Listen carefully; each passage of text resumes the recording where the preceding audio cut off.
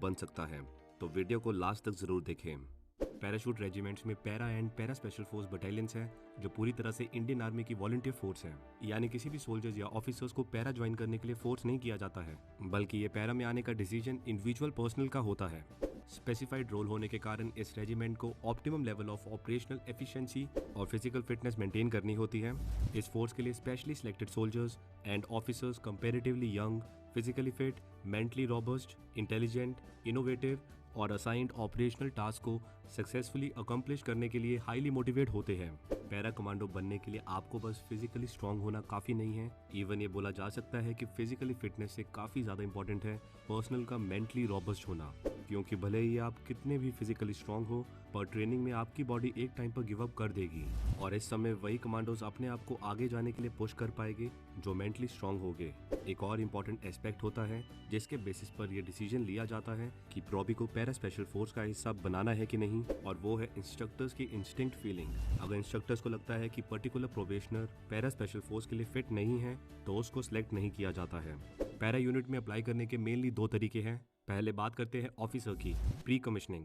Gentleman cadets को para opt करने की first opportunity Indian military academy और ऑफिसर्स ट्रेनिंग एकेडमी में प्री कमिश्निंग ट्रेनिंग के दौरान मिलती है। कैडेट्स के पास चॉइस ऑफ रेजिमेंट फिल करने का ऑप्शन होता है जिसमें वो अपनी प्रेफरेंस फिल करते हैं, पर क्योंकि पैरा की वैकेंसीज काफी लिमिटेड होती है इसलिए आपका एकेडमी में हाई मेरिट में होना जरूरी हो जाता है। जिन जीसीस को पैरा अलॉट होती है उनको भी एक पेरेंट रेजिमेंट दी जाती है ताकि अगर वो किसी कारण से प्रोबेशन क्लियर नहीं कर पाते हैं तो वो अपनी पेरेंट रेजिमेंट ज्वाइन कर सके। अगर आपने एकेडमी में ट्रेनिंग के टाइम पर अपनी फर्स्ट प्रेफरेंस पैरा फील की थी पर फिर भी आपको पैरा रेजिमेंट अलॉट नहीं हुई तो आप पैरा के लिए अप्लाई कर सकते हो इवन आफ्टर कमिश्निंग। पर पोस्ट कमिश्निंग पैरा ज्वाइन करने के लिए पर्सनल को सभी एलिजिबिलिटी क्राइटेरिया फुलफिल करने होंगे, जैसे on the day of volunteering personal की सर्विस 5 ईयर से कम होनी चाहिए with shape 1 medical category and graded excellent in BPET। अब अगर रैंक बिलो ऑफिसर्स की बात करें तो पहले आर्मी रैली रिक्रूटमेंट के दौरान ही आउट परफॉर्मेंस को पैरा ऑप्ट करने का ऑप्शन दिया जाता था, जिसके लिए उनका स्पेशल फिजिकल एग्जामिनेशन भी होता था। पर अब अग्निपथ स्कीम के आने के बाद से अग्निवीर्स को डिफरेंट पैरा यूनिट्स में एग्जैक्टली किस तरह से इंडक्ट किया जाएगा इसको लेकर कोई ऑफिशियल अनाउंसमेंट नहीं है। पैरा के लिए वॉलंटियर फॉर्म फिल कर देने से कोई पैरा कमांडो नहीं बन जाता, बल्कि अभी तो असली सफर की शुरुआत हुई है। पैरा कमांडो बनने से पहले किसी भी सोल्जर्स या ऑफिसर्स को डिफरेंट फेजेस कंप्लीट करने होते हैं, और अगर किसी को डायरेक्टली एकेडमी से पैरा अलॉट हुई है या फिलहाल उसने अपनी पेरेंट रेजिमेंट से अप्लाई किया है फॉर पैरा एज वॉलंटियर, तो इसका मतलब है एटलीस्ट उसने पहले फेज को तो कंप्लीट कर लिया है, that is basic military training. Elite para का हिस्सा बनने से पहले ये जरूरी है कि आप भारतीय सेना का हिस्सा हो, जिसके लिए आपको ट्रेनिंग और ब्रांच के अकॉर्डिंग बेसिक मिलिट्री ट्रेनिंग को कंप्लीट करना होता है, और इस ट्रेनिंग को कंप्लीट करने के बाद ही आपको इंडियन आर्मी में कमीशन मिलता है। प्री सिलेक्शन की स्टेज में soldiers and officers administrative work को कंप्लीट करते हैं। सर्विंग सोल्जर्स एंड ऑफिसर्स जो वॉलंटियर करना चाहते हैं फॉर पैरा, उन सभी को अपनी एप्लीकेशन कमांडिंग ऑफिसर से साइन करवा के आगे फॉरवर्ड करनी होती है।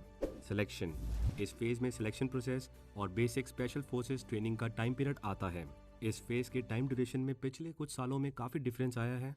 जैसे इनिशियल पैरा एयरबॉर्न के लिए इस स्टेज का टाइम ड्यूरेशन था अराउंड 28 डेज, जिसे 1999 के बाद 45 डेज कर दिया गया, और फिलहाल ये स्टेज 90 डेज की है, जैसे 90 डेज प्रोबेशन पीरियड के नाम से जाना जाता है।